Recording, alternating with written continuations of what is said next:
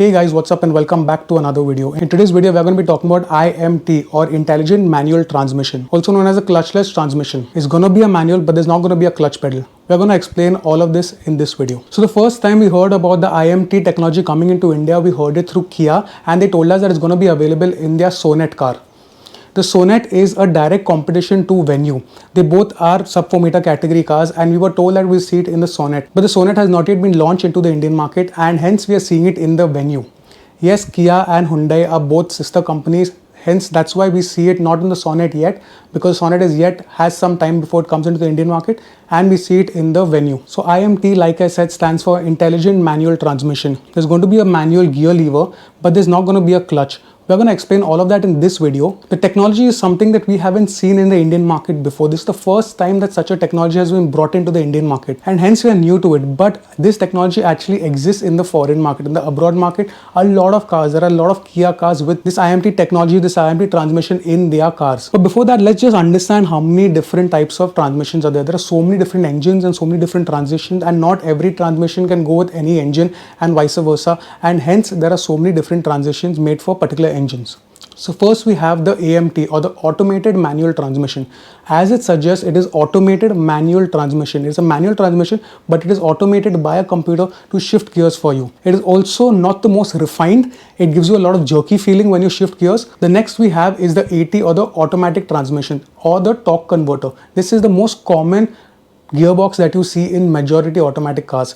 And it is supposed to be one of the most best, but it also is not so good with the fuel. The next we have is the CVT. The CVT we see in every Honda car. Every Honda car possibly has a CVT, and the CVT is known as continuous variable transmission. The continuous variable transmission is known to be one of the most economical when it comes to mileage, but at the same time the disadvantage is that it is extremely characterless. So when you want to shift gears, because Honda does provide paddle shifters, but when you want to use those paddle shifters, you don't feel that change of gear, you don't feel that aggressiveness. It's not a character, it doesn't have a character, and it has a rubber band effect. There's actually a rubber band that's been used, and that's why we call it the rubber band effect with the CVT, but it is one of the most boring one. If you are going to be chauffeur driven at the back, it'll be extremely smooth, the gear change that is meant for you.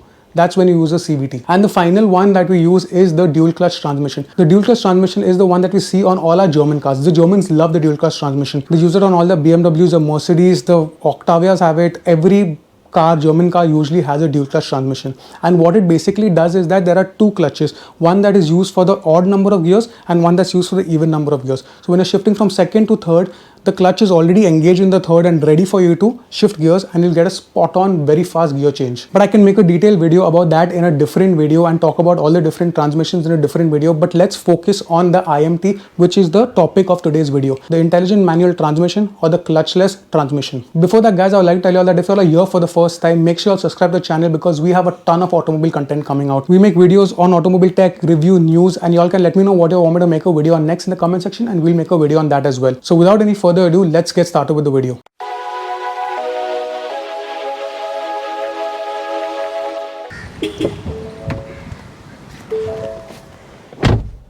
Well, I know this car isn't the Hyundai Venue like we're talking about. This is my Ford Freestyle, and it has a manual transmission, but the manual transmission in the IMT Venue looks exactly like this, like a normal manual transmission, and that's why I'm here to demonstrate to you all how it's going to work. So how does IMT or intelligent manual transmission work? Now bear in mind, the IMT in the Venue is completely different from the one in the Fortuner, so don't get them confused. In fact, the one in the Fortuner is a completely manual transmission, and the intelligent part of it is that when you're shifting gears manually, it just matches the rev so that you don't feel the jerk.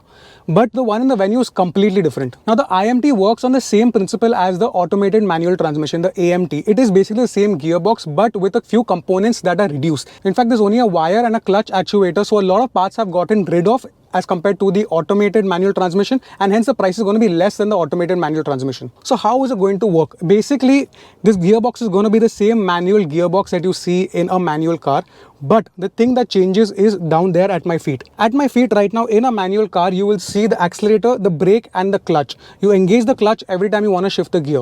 We know all that. And in automatic, the clutch goes away. We only have an accelerator and a brake. There's no third pedal. And you don't need a third pedal because the car is going to be in drive and the gears will shift automatically. Or when you're on Triptonics, the car will sense which gear you want to shift in and put the clutch in that gear or get ready to go into that gear. So like the automatic, the IMT is not going to have the clutch pedal. You're only going to have two pedals, which is the accelerator and the brake. But you're going to have the same manual transmission. You're going to have 1, 2, 3, 4, and you are going to have to shift the gears. So how are you going to shift the gears without a clutch pedal? Well, there's going to be a sensor on your gear lever. Your gear lever is going to have a sensor out here, as well as there are going to be sensors in the transmission box itself, and there are going to be sensors sensing how the car is behaving.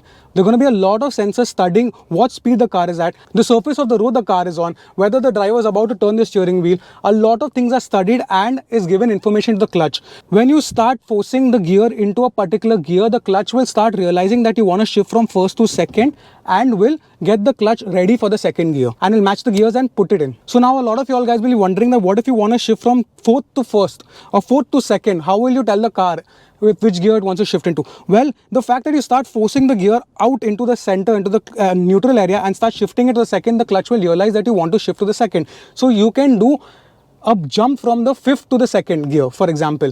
Unlike sequential gearboxes or unlike paddle shifters, you have to go from fifth to fourth to third and second and go one by one. In this, you can just shift from fifth to second directly. So to recap that, there's going to be a sensor in your gear lever, in your transmission, and there are going to be other sensors studying how the car is performing at any given point of time and sending that information to the brains of the car, the system, and then that will inform the clutch as to where it's supposed to go at what particular point of time to make sure your gear shifting is extremely smooth. So Hyundai is providing this IMT gearbox for its top variant, that is the turbo engine that's available in the Venue, and that is because the turbo is the more powerful engine and this is going to be a more enthusiastic driver transmission. You understand that if you are an enthusiastic driver who wants to take control of the gears but does not want to have to struggle with the clutch in the city, this is going to be a gearbox for you all, because you're going to be able to keep the revs maximum and shift whenever you feel like, from the second to the third or third to the first. You can just go all out with that. You don't have to be stuck by the Triptonics or the paddle shifters, because the paddle shifters